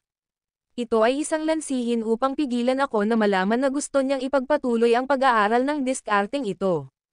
Nanlaki ang mata ni Floyd sa gulat. Ninakaw din ni Gloria ang Master's God Crusher. Maliban sa alam ni Sonia ang base namin dati, sa tingin ko alam din ni Gloria. Bagamat hindi siya pumasok ng lantaran, maaaring sumunod siya sa akin. Sa level of power niya noon, madali lang sana para sa kanya na sundan ako. Matapos niyang maunawaan ang base layout, sinadya niyang ipaalam sa Cities at ninakaw ang God Crusher. Kung ikokonekta ko si Gloria sa lahat ng nangyari pagkatapos noon, ipapaliwanag nito ang lahat. Ito ay may katuturan. Maingat na sinuri ni Floyd ang bawat bagay at isinaalang-alang ang pagkakasangkot ni Gloria. Bigla niyang napagtanto na ang lahat ay may katuturan. Kinumpirma nito ang kanyang mga hinala kay Gloria. Gayunpaman, Floyd, anong iniisip mo? Paano kaya si Gloria? Inakala ni Floyd na si Gloria ang kanyang pinakamamahal na babae at agad na kinabahan at hindi makatuwiran. Kahit na may naglagay ng ebidensya sa harapan niya, malamang na hindi pa rin siya maniniwala. Kaya, paano siya maniniwala sa kanyang haka-haka? Hinding-hindi gagawin iyon ni Gloria. Siya ay walang kapangyarihan. Kaya, paano maloloko ni Gloria ang Ecclesiastic Order? Higit pa rito, kahit na nagsanay siya sa pamamaraan ni Evie at mabilis na lumaki ang kanyang kapangyarihan, imposible pa rin para sa kanya na maabot ang isang antas na maaaring magbanta kay Master sa napakaikling panahon. Sa makatuwid, hindi ito maaaring si Gloria. Floyd, torpe ka. Pinaghihinalaan mo siya hindi lang isang beses o 2 beses. Paano ka magdududa kay Gloria dahil pinagalitan ka niya? Marahil ay pinagalitan niya ako dahil sa pag-aalala niya sa akin. Pagkatapos, mataimtim na nag-isip si Floyd. Ito ay isang mahalagang sandali. Dahil pinaghihinalaan ako ni Phoenix, siguradong binabantayan din ako ni Master. Baka may makitang kakaiba sa akin ang lahat. Kung kikilos ako ng walang ingat at makikipag-ugnayan kay Gloria, matatapos ang lahat kapag nalaman ni Master. Tapos, mawawala sa akin ang lahat. Siguradong nag-alala si Gloria tungkol dito. Kaya niya ginawa ang ginawa niya. Nakaisip si Floyd ng magandang dahilan para sa ugali ni Gloria. Samantala, pinagmamasdan ni Levi ang West Pavilion at napansin niyang marami sa mga tagasunod nito ang namatay. Sinisiyasat niya ngayon ang ugnayan sa pagitan ng mga taong ito. Higit pa rito, Nakolekta niya ang impormasyon tungkol sa mga itinuturing ng Holy Guild bilang undercover mula sa Esoteric Guild upang makita kung mayroong anumang koneksyon sa pagitan nila. Nagsisimula ng magkaroon ng kahulugan ang lahat, at ang lahat ng mga taong ito ay tila may itinuro. Hindi pa rin alam ni Levi kung ano iyon, ngunit naniniwala siyang malalaman niya ito sa lalong madaling panahon. Biglang kumalat ang mahahalagang balita sa buong Girton sa Ecclesiastic Order, natuklasan nila ang kinaroroonan ng Cites. Higit pa rito, may mga balita na nagsasabing gustong sirain ni Cites ang Ecclesiastic Order at gumagawa ng isang nakagigimbal na plano. Gayunpaman, walang nakakaalam kung ano ito. Ang lahat ng ito ay haka-haka. Gayunpaman, kumalat ang balita sa buong Ecclesiastic Order at sa Holy Guild, na ikinagulat ng lahat. Maging si Solocas ay nabigla. Nalantad ba ang Cites? Hindi pwede. Lahat ng Cites ay nagtatago sa Holy Guild. Walang nakakaalam sa kanila. Hindi kaya fake news ang inilabas ng isang kalaban para manggulo. Kailangan kong imbestigahan mo ito ng maayos. Pumunta kay Girton at alamin kung ano ang nangyayari. Umorder agad si Solocas. Gayunpaman, ang pagsisiyasat na ito ay haantong sa kanila na mahulog sa bitag ni Gloria. Hindi niya hahayaang malaman ni Solocas ang lahat ng sabay-sabay ngunit unti-unti siyang magpapakain ng impormasyon. Mr. Garrison, lalabas na ang balita tungkol sa Cites mula sa Girton, ipinaalam kaagad sa kanya ng mga tauhan ni Levi sa North Pavilion. Kailangan kong imbestigahan mo ito ng maayos. Maaaring ito ay isang distraction mula sa kaaway. Bilin ni Levi. Ang video na ito ay edited by Urban Storytelling. Kabanata 3475. Paghihiganti. Ang unang hula ni Levi ay may sadyang nagkakalat ng fake news para makagambala sa kanila. Ginagamit ba nila muli ang trick na ito? Hindi ba nila ito ginamit noon? Maaaring sapat na para linlanggan ang mga idiot na iyon sa Holy Guild, ngunit kailangan nilang gumawa ng higit pa rito para linlanggan ako. Pagkatapos ng lahat, si Levi ay gumagawa ng mahusay na pag-unlad sa kanyang pagsisiyasat. Kung hindi gumawa ng mga hakbang ang kaaway, malalaman ni Levi ang katotohanan. Marahil ay napansin nila ang aking pagsisiyasat at malamang na ginagamit nila ang balitang ito para makaabala sa aking atensyon. Gayunpaman, nang magsagawa ng pagsisiyasat sina Levi, Solocas, at iba pa, tila totoo ang narinig nilang balita. Hindi nila alam na bahagi pala ito ng plano ni Gloria. Siniguro ni Gloria na hindi nila malalaman kaagad ang lahat, ngunit palagi silang makakatuklas ng kaunting impormasyon. Unti-unti silang maghuhukay ng mga pahiwatig at hinding-hindi makatitiyak kung may sadyang nag-ayos nito. Sa totoo lang, gustong ihinto ni Gloria ang oras. Hindi mahalaga kung natuklasan nila ang kanyang panlilinlang basta't binili nila siya ng sapat na oras. Pinakamahalaga, matutuklasan nila ang Cites kung patuloy silang mag-iimbestiga. Pagkatapos, maghihiganti si Levi. Di nagtagal, ang Ecclesiastic Order at North Pavilion ay nakahanap ng isang bagay. Iniulat ng subordinate ni Levi, mukhang nagtatago ang Cites sa isang lugar at maaaring may kinalaman sa Ecclesiastic Order. Maging si Levi ay natigilan nang makakita sila ng tiyak na clue. Hindi niya inaasahan na ang investigasyon ay magbubunga ng isang bagay na kapansin-pansin. Kung mahanap ni Levi ang Cites, maghihiganti siya at lilipulin sila. Kasabay nito, nagsimulang maunawaan ni Levi ang isang bagay. Ang mahiwagang puwersa ay nagpapalawak ng mga kapangyarihan nito sa isang hindi kapani-paniwalang bilis at maaari pang ang gawin ang Cites nito upang makaabala sa aking atensyon.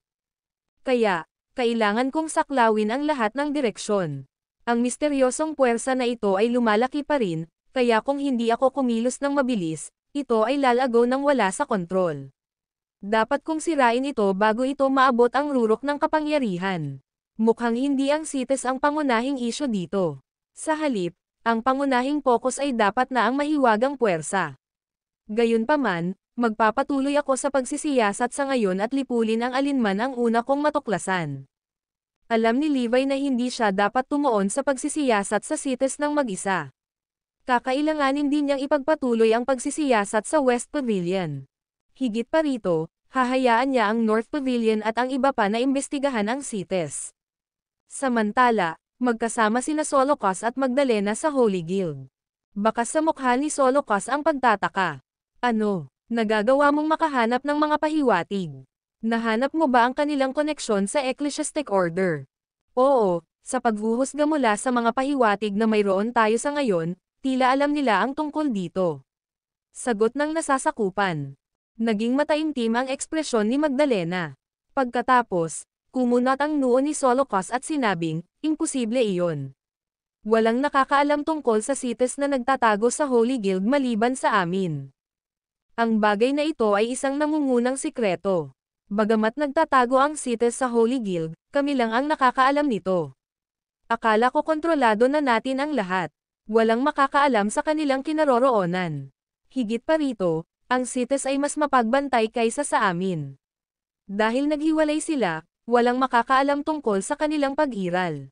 Bukod dito, hindi nila kami kailanman nakipag-ugnayan sa lahat ng oras na nanatili sila sa Holy Guild. Kaya, paano nalaman ng ibang tao ang tungkol sa kanila? Natagpuan pa rin ni Solocos na mahirap paniwalaan ang balita. Samantala, maingat na nagbabala si Magdalena, feeling ko may mangyayari. Kung may mangyari sa CITES, ang Ecclesiastic Order ay gagantay sa atin, at ang lahat ng ating plano ay mauubos. Dapat tayong magkaroon ng ganap na kontrol sa Ecclesiastic Order bago ilantad ng sino man ang CITES. Oo, dapat nating gawin iyon. Ang mga mata ni Solocos ay kumislap na may malupit na kinang. Kailangan nating isulong ang ating plano. Hindi mahalaga kung ang Esoteric Guild ay mga kaaway ng Ecclesiastic Order.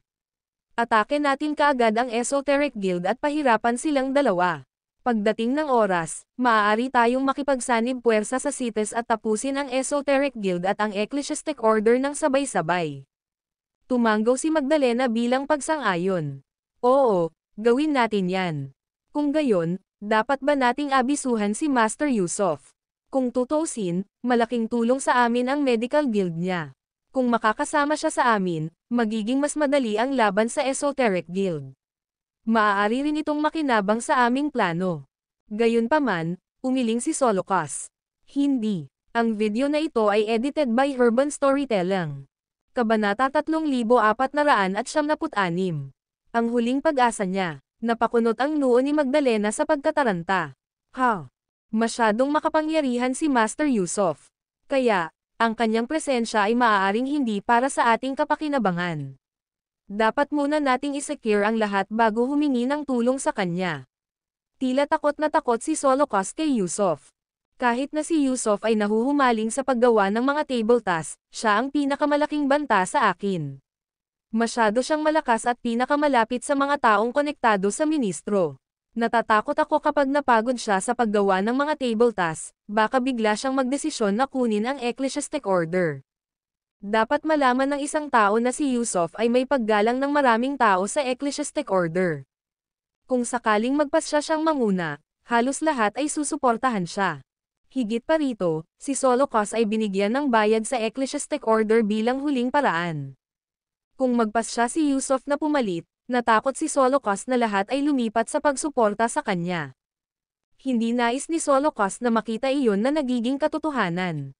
Kaya naman, desidido si Solocos na huwag hayaang sumali si Yusuf sa digmaan, anuman ang lakas na maibibigay niya sa kanilang labanan. Gayunpaman, hindi alam ni Solocos na matagal nang wala si Yusuf. Maging ang lahat ng mahiwagang gamot sa medical guild ay nawala. Isinaalang-alang ni Magdalena at sinabi, ngunit kung hindi natin ipaalam kay Master Yusuf, hindi tayo makakagamit ng mahiwagang gamot mula sa medical guild. Kapag ang Esoteric Guild ay nagdeklara ng digmaan, kailangan namin ng mahiwagang gamot. Itaguyod ang Ecclesiastic Order. Napakahalaga nila sa amin. Hindi. Gagawin namin nang wala ang mahiwagang gamot, at hindi rin namin ipapaalam kay Master Yusuf. Nanatiling matigas ang ulo ni Solocos sa kanyang kinatatayuan. Kailangan kong ipasa mo agad ang utos na ito, na sinasabing sinusubukan ng Esoteric Guild na maghasik ng Discord shopping mode sa atin. Sila ang nagpakalat ng chismis tungkol sa CITES, na naglalagay sa Ecclesiastic Order sa panganib. Sa makatuwid, kailangan nating kumilos ng maaga. Naglabas kaagad ng utos si Solocos. Nang marinig ang kanyang utos, lahat ng nasa Ecclesiastic Order ay nagsimulang maghanda para salakayin ang Esoteric Guild. Bagamat naramdaman nilang may mali, wala silang magagawa kundi gawin ang utos ni Solocus. Pagkatapos ng lahat, si Solocus ay itinuturing na pinuno ng Ecclesiastic Order. Samantala, tumawa si Gloria nang malaman na si Solocus at ang Holy Guild ay nagplanong salakayin ang Esoteric Guild. Naabot niya ang kanyang layunin. Haha, mas magulo, mas maganda. Magiging kawili-wili lamang kung ang bawat panig ay pupunta sa digmaan. Iyon ay magbibigay sa akin ng mas maraming oras. Sa ngayon, nagnakaw na si Gloria ng mahiwagang gamot sa Medical Guild at kumuha ng maraming kayamanan mula sa Holy Guild. Pagkatapos nito, binalak niyang lumakas pa. Tinarget niya ang tatlong posibleng mapagkukunan ng enerhiya para sa layuning iyon. Ang una ay ang super spiritual na linya ng lay na umaasa sa Ecclesiastic Order upang mapanatili ang kanilang buhay. Ang pangalawa ay ang super spiritual na ley line na pinaasa ni Yartran para sa kanilang kaligtasan. Ang pangatlo ay isang nasirang super spiritual na linya sa ibaba ng glacier sa South Pole.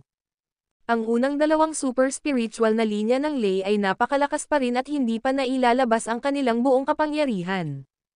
Kung hindi, kahit ang Ecclesiastic Order at Yartran ay hindi sila makokontrol. Kaya naman, hindi kumpiyansa si Gloria na malalamon niya ang dalawang super spiritual na linya ng ley na iyon. Naniniwala siya na malamang na magdulot sila ng maraming problema. Kaya, maaari lamang siyang tumuon sa super spiritual na ley line sa ilalim ng South Pole Glacier. Ilang beses na niya itong sinuri. Kahit na ang super spiritual na linya ng ley ay sumabog na, mayroon pa rin itong nakakatakot na antas ng natitirang espiritual na enerhiya. Na ginawa itong angkop para sa kanyang layunin. Gayunpaman, kailangan niya ng oras at espasyo para kainin ito. Kung ang Ecclesiastic Order at ang Esoteric Guild ay maglalaban sa isa't isa, ito ay magbibigay sa kanya ng magandang pagkakataon. Magkakaroon siya ng oras para kainin ang super spiritual na linyang ito. Kapag ginawa niya ito, hindi na niya kailangang matakot kay Levi. Bagamat makapangyarihan na siya ngayon, pakiramdam niya ay mas mababa pa rin ng kaunti ang kapangyarihan niya kay Levi. Matapos lumunin ang espiritual na linya ng ley na iyon, hindi na niya kailangang katakutan ang sinuman, kabilang si Levi. Ang super spiritual na ley line na iyon ang kanyang huling pagkakataon, kaya kailangan niyang tiyakin na maayos ang lahat. Para mangyari iyon, kailangan niya ang Ecclesiastic Order at ang Esoteric Guild para sumabak sa labanan. Pagkatapos, kailangan niyang ihayag ang higit pa tungkol sa kinaroroonan ng Cites upang maakit ang atensyon ni Levi at makagambala sa kanya. Kaya naman, agad na sinimulan ni Gloria ang kanyang plano. Ipinaalam niya sa Esoteric Guild ang tungkol sa plano ng Ecclesiastic Order na salakayin sila. Iyon ang nagudyok sa Esoteric Guild na simulan ang paghahanda ng madalian. Ngayon lang nila naunawaan na may naghahasik ng kaguluhan at maling inakusahan sila, na ginawa silang kaaway ng Ecclesiastic Order. Gayunpaman, huli na sila para magpaliwanag dahil sasalakayin na sila ng Ecclesiastic Order. Wala silang pagpipilian kundi ang pumunta sa digmaan. Kung hindi, sila ay magdaranas ng lubos na pagkatalo. Ang video na ito ay edited by Urban Storytelling. Kabanata 3477. Ang nag-iisang para sa kanya. Higit pa rito, responsable din si Gloria para sa multifaceted conflict sa pagitan ng Ecclesiastic Order at Esoteric Guild. Ang patuloy na alitan ay nagdulot ng alitan sa paglipas ng panahon, hanggang sa punto kung saan ang magkabilang panig ay nasa bingit na ng digmaan. Walang alinlangan na ang dalubhasang pagmamanipula ni Gloria ay naging dahilan upang hindi maiiwasan ang labanan. Ang Ecclesiastic Order ay napaka-impyerno sa pag-atake sa Esoteric Guild na hindi man lang sila mapakali na harapin ang Cites sa ngayon. Gayun din, alam ng Esoteric Guild na kailangan nilang simulan ang paghahanda sa kanilang sarili para sa isang malaking laban. Samantala, sa panig ni Levi, lumalakas ang pagsisiyasat ng North Pavilion sa Girton. Pagkatapos ng maraming pagsisikap, sa wakas ay nagkaroon sila ng tagumpay, ang Cites ay nagtatago sa isa sa mga paksayon sa Ecclesiastic Order. Kahit na kailangan pa nilang mag-imbestiga, sapat na ang kanilang kasalukuyang impormasyon para mapaupo si Levi at mapansin. Kung tutuusin, gusto niyang maghiganti. Kailangan niyang ipaghiganti si Asher Dragon at ang iba pa. Malapit na tayong matapos, Mr. Garrison. Ihahanda namin ang impormasyon sa loob ng 3 araw.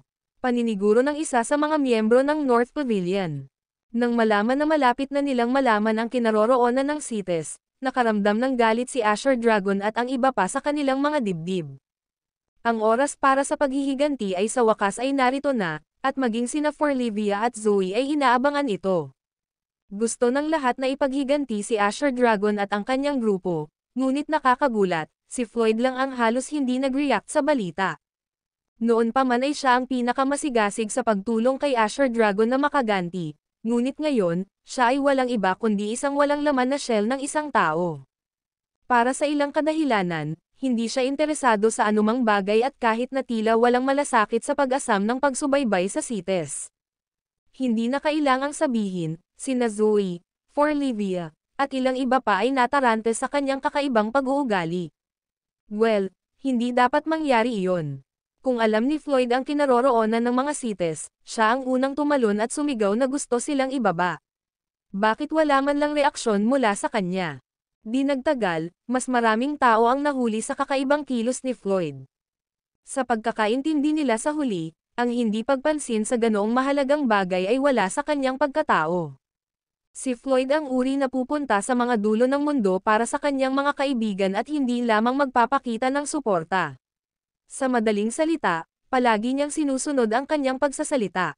Sa makatuwid, ang katotohanang hindi siya nagpakita ng kahit isang onsa ng emosyon ay nagpapatunay lamang na may nangyaring mali. Siyempre, matagal nang napansin ng Azure Dragon ang pagbabago kay Floyd, at alam pa nga ni Phoenix ang dahilan sa likod nito. Ang pakiramdam ni Floyd ay nalulumbay sa mga gawain ng puso. Paano siya magkakaroon ng emosyonal na kapasidad na magmalasakit sa anumang bagay? Dahan-dahan ngunit tiyak, parami ng parami ang nagsimulang mapagtanto kung gaano kalungkot si Floyd.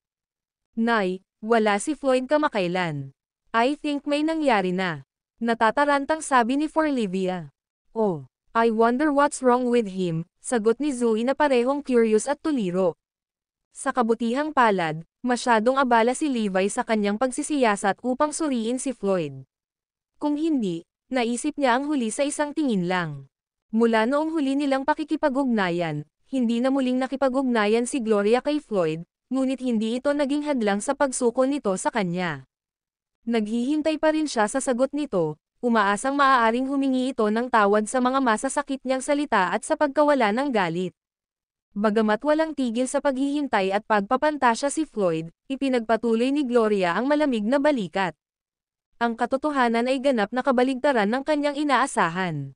Naniniwala siya na sa kalaunan ay aaminin ni Gloria ang kanyang mga pagkakamali at napagtanto niyang nasaktan niya ang kanyang pagpapahalaga sa sarili sa kanyang sobrang malupit na tono at pagpili ng mga salita.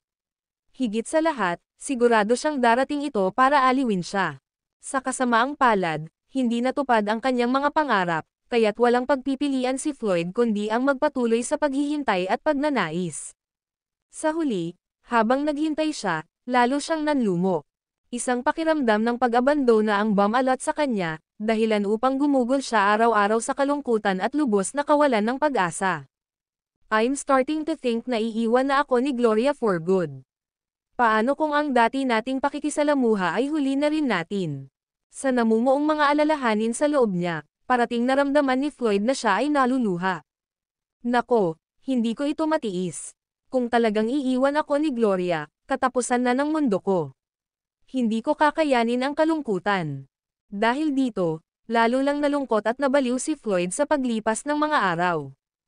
Ang kanyang pag-uugali ay mabilis na nakakuha ng atensyon ng lahat, at ito ay lalong kakilakilabot kapag hindi siya nag-react sa mga balita tungkol sa CITES.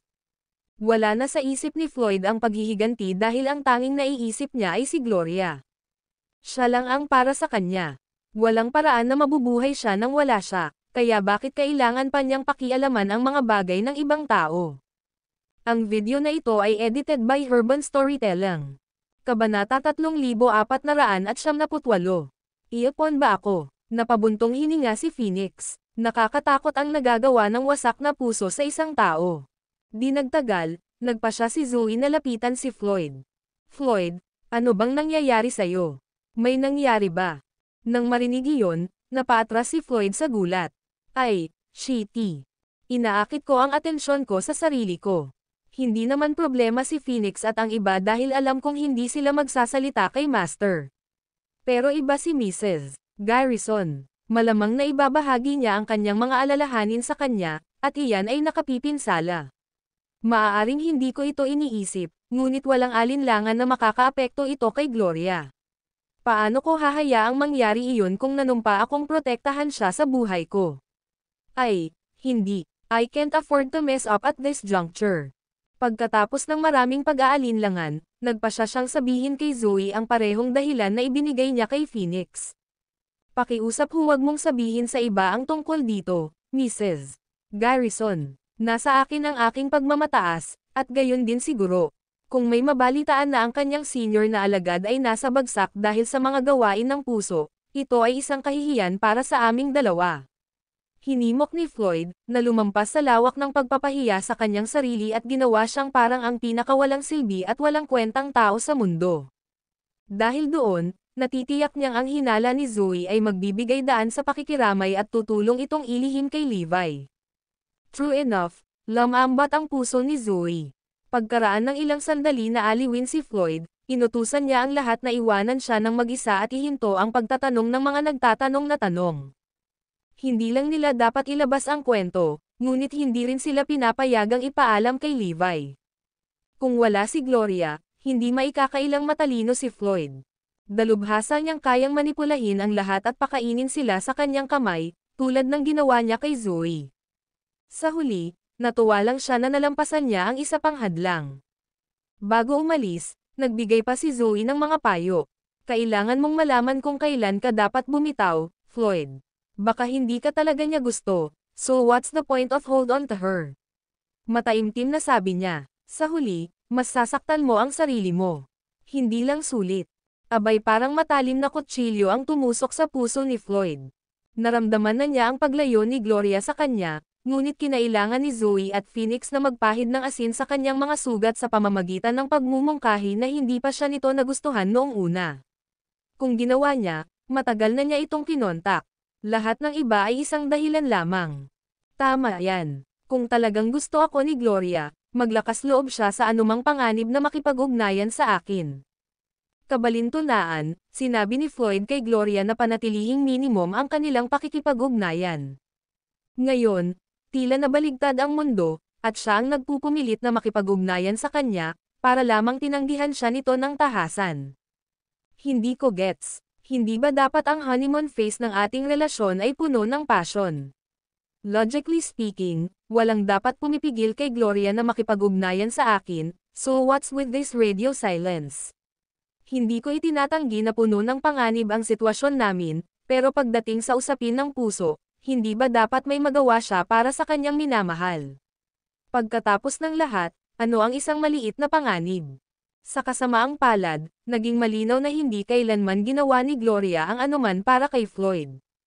Para bang nakasangla lang siya nito, at madali niya itong maitatapon kapag naubos na niya ang pagiging kapaki-pakinabang nito. Habang iniisip iyon ni Floyd, lalo siyang nagdududa. Totoo kaya ito? Hindi kaya nagustuhan ako ni Gloria. Maaaring siya ay kumikilos sa buong oras na ito upang maihatid niya ako sa pamamagitan ng ilong. The thing is, maiintindihan ko kung ayaw niya sa akin, pero hindi ko matatanggap ang pagtataksil niya. Hindi. Teka, imposible yon. Kung hindi ako gusto ni Gloria, bakit niya ibinigay ang sarili niya sa akin? Alam kong hindi siya promiscuous, kaya ang desisyon niyang maging babae ay nangangahulugan na totoo ang pagmamahal niya. Ang sabi, ang malaking pagbabago sa kanyang ugali ay nagdulot pa rin sa kanya ng pagkalito at pagkataranta. Nakuha ko. Dahil ito kay Master. Kasalanan niya ang muntik niyang pagpatay kay Gloria nang walang dahilan. Bagaman sinubukan niyang alisin ito sa ibang pagkakataon, walang duda na galit siya. Oo, malamang na trauma siya sa pangyayari. Kung tutuusin, nagtamo siya ng matinding pinsala at muntik nang mawalan ng buhay. Ang video na ito ay edited by Urban Storytelling. Kabanata 3499. Mga pantasya. Hindi nagtagal, ganap na nakumbinsi ni Floyd ang kanyang sarili. Kung sino man ang nasa posisyon ni Gloria ay magagalit, kaya sigurado akong natatakot siyang makita muli si Master. Sino ang nakakaalam? Baka mapanaginip pa niya ang pagtatangka nitong patayin siya. Ang kanyang mga takot ay umabot sa punto na siya ay natatakot na ilantad ang aming relasyon. Kapag nalaman ni Master ang tungkol dito, hahabulin niya ulit siya. Iyon ang pinakakinatatakutan niya. Hindi lamang siya kailangang mamuhay sa takot, ngunit marahil ay nagdadasal din siyang mabuti na huwag malaman ni Master ang tungkol sa atin. Kung hindi, tiyak na papatayin niya ito ng walang tanong. Dahil doon, sinampal ni Floyd ang sarili sa noo. Sampal. Bakit ang tagal kong napagtanto ito? Gloria, na-misunderstood kita. Hindi ako makapaniwala na kahit ako ay nagdududa sa iyo. Kasalanan ko ang lahat ng ito. Ungol niya sa ilalim ng kanyang hininga. Sarili ko lang ang inaalala ko at iniisip ko kung paano ko ipapakita ang pagmamahal ko. Ni minsan hindi ko naisip ang nararamdaman ni Gloria. Malinaw na takot siya kay Master at pinigilan niya akong makipag-ugnayan para maiwasan ang anumang panganib na ilantad ang aming relasyon. Tanging ang mga nakaranas na ng malapit sa kamatayan ang makakaalam kung gaano ito nakakatakot. Bakit pa niya iisipin ang ibang bagay? Napabuntong hininga si Floyd. Ako naman, sobrang letdown. Pilit kong kinontak si Gloria para masiyahan ang sarili kong pagnanasa, kaya hindi katakatakang magalit siya sa akin. Ako ang may kasalanan sa kaguluhang ito. Sa halip na isipin ang kanyang kalagayan at damdamin, kinwestiyon ko ang kanyang motibo at pinagdudahan ko siya, hindi ako makatao. Hindi nagtagal ay naniwala si Floyd na naisip niya ang lahat. Sigurado siyang naintindihan na niya sa wakas kung bakit sinuntok siya ni Gloria at mula noon ay hindi na siya nakikipag-ugnayan. Sa totoo lang, pinipilit lang niyang kumbansihin ang sarili matapos marinig ang sinabi ni Zoe. Nang walang karagdagang ado, si Floyd ay lihim na nakipag-ugnayan kay Gloria at isinulat ang kanyang mga paghingi ng tawad at mga pangako sa kanya. Alam niyang hindi sisigat ang huli, pero gusto pa rin niyang ipaalam sa kanya kung gaano siya nanghihinayang at naiintindihan niya ang pinagdadaanan nito. Matapos basahin ang paghingi ng tawad ni Floyd, natahimik si Gloria. Hindi ako makapaniwala na si Levi ay may isang pipang disipulo na may aktibong imahinasyon. Sigaw niya. Hindi ba alam ni Floyd na pilit niyang kinukumbinsi ang sarili niya? Wala na ba siya sa isip niya? Ang walang utak, sorry ng isang lalaki. Hindi siya karapat-dapat sa akin. Kahit na tinutuya at pinagalitan ni Gloria si Floyd, alam niyang pabor sa kanya ang bulag na katapatan nito. Sa pagprotekta at pagtatago ni Floyd sa kanya, hindi niya kailangang mag-alala na malantad sa ngayon. Kahit na naubos na niya ang super spiritual na leyline, hindi pa rin siya magmamadaling ipakita ang kanyang mga card. Pagkatapos ng lahat, nais ni Gloria na maging 100% kumpiyansa bago ibigay ang nakamamatay na suntok kay Levi. Sa pagsasaalang-alang na iyon, si Floyd ay mayroon pa ring gamit, at pipigain niya ang bawat huling halaga mula sa kanya. Kalimutan mo na, sisigat ako kay Floyd. May pagkakataon pang sumikat ang pawn na ito. Maaaring magaling si Floyd sa pagmamanipula ng mga tao, ngunit mas mahusay si Gloria. Alam niyang sagot niya, gaano man ka-simple, ay matatanggap niya. Hindi lamang ito makumbinsi sa kanya na tama siya, ngunit patuloy din siyang tutulong na itago ang kanyang pagkakakilanlan. Kahit na malaman ng buong mundo na kontrabida ako, sa tingin ko ay hindi pa rin sila maniniwala at ipagtatanggol ni Floyd hanggang sa huli. Tiyak na darating siya sa madaling gamitin. Sa huli, sumagot si Gloria ng maikling mensahe, okay. Ngunit huwag kang maglakas loob na gawin itong muli. Kung hindi, walang palabas sa pagitan natin. Siyempre, lahat ng iyon ay lampas sa inaasahan ni Floyd. Gusto lang niyang malaman ang kanyang paghingi ng tawad at ni minsan ay hindi niya akalain na sasagutin siya ni Gloria. Ngayong mayroon na siya, si Floyd ay nasa buwan na. Punong-puno siya ng lakas at sigasig, at para bang naging iba na siya sa dati. Tumalon sa tuwa, napabulalas siya, hahaha. Alam kong tama ako. Hindi ko dapat siya sinisisi. Huwag kang mag-alala, Gloria. Ipinapangako kong paprotektahan kita sa lahat ng mayroon ako, pati na ang buhay ko. Magiging ligtas ang iyong pagkakakilanlan sa akin. Ang video na ito ay edited by Urban Storytelling. Kabanata 3500. Tatlong pag-iingat. Walang duda na si Gloria ay isang dalubhasang manipulator. Ginampanan niya si Floyd na parang fiddle, at kahit isang simpleng sagot mula sa kanya ay maaaring magdulot ng napakalaking pagbabago. Bumalik si Floyd sa dati niyang sarili at ngayon ay may dalawang layunin, ang protektahan si Gloria at pataasin ang kanyang kapangyarihan. Sa sobrang motibasyon ay gusto pa niyang tugisin ang CITES para makaganti. Kasabay nito, mapapatunayan niya sa lahat na ang Floyd na kilala nila ay bumalik ng buong lakas. Nang makita iyon, tumango si Zoe habang napuno ng ginhawa ang kanyang mga mata. Buti na lang mabilis maka-adapt si Floyd. Nangangahulugan din iyon na gumana ang payo ko. Nakagawa ako ng isang mahusay na trabaho kung sasabihin ko ito sa aking sarili. Kahit na nakita ni Phoenix na medyo kakaiba ang biglaang pagbabago kay Floyd, natutuwa pa rin siya na ang huli ay nagawang makaahon sa kanyang pagkalugmok. Ang lahat ay lumalangoy, tulad ng inaasahan ni Gloria. Ang salungatan sa pagitan ng Ecclesiastic Order at ng Esoteric Guild ay lumala din sa bawat pagdaan ng araw. Sinisi ni Solocos ang Esoteric Guild para sa kaso ng nawawalang top 10 mula sa 5 pavilions. Iginiit niya na ito ay isang mahusay na ginawang plano sa pagtatapos ng huli upang sirain ang Ecclesiastic Order. Siyempre, ang akusasyong iyon ay nagtulak lamang sa lahat ng nasa Ecclesiastic Order sa pader. Para lumala pa, naglabas si Solocos ng isa pang trick mula sa kanyang manggas. Sinadya niyang ipadala ang 3 sa 8 paladin mula sa Holy Guild sa isang misyon at nakahanap siya ng pagkakataon na patayin silang lahat. Pagkatapos noon, muli niyang sinisisi ang Esoteric Guild. Hindi nakakagulat, ang Ecclesiastic Order ay kinasusuklaman ang Esoteric Guild ng may paghihiganti. Kasabay nito, inutusan nila si Solocos na itago ang impormasyon mula sa Medical Guild. Dahil abala ang lahat sa Medical Guild sa paggawa ng mga table tasks, walang sino man ang nagkaroon ng oras na ipaalam ito kay Yusuf. Nako, nangangahulugan din iyon na walang nakakaalam na nawala si Yusuf. Ang Esoteric Guild ay hindi naging mas mahusay. Patuloy silang hinaharas at nawalan ng ilan sa kanilang mga miyembro. Sila rin ay nag-aapoy sa galit. Hindi lamang sila napinsala, ngunit ang kanilang mga miyembro ay nakamit din ang gayong masasamang layunin. Sa harap ng ganitong karahasan, paanong hindi sila makakaganti? Habang lumalago ang labanan, isang epikong labanan ang nagbabadya sa abot tanaw. Isang banggaan ng mga mundo ng martial arts at mahiwagang pamamaraan ay malapit ng maganap. Natural, hindi nag-aksaya ng panahon si Gloria sa paggawa ng kanyang paglipat. Malapit na niyang marating ang super spiritual na ley line sa ibaba ng South Pole Glacier, ang isang bagay na pinaniniwalaan niyang gagawa o makakasira sa kanyang buong plano. Sa sandaling kainin niya ang super spiritual na linya ng ley, ang kanyang kapangyarihan ay sa wakas ay kapantay ng Levi's. Kailangan kong magtagumpay. Ang pagkabigo ay hindi isang opsyon.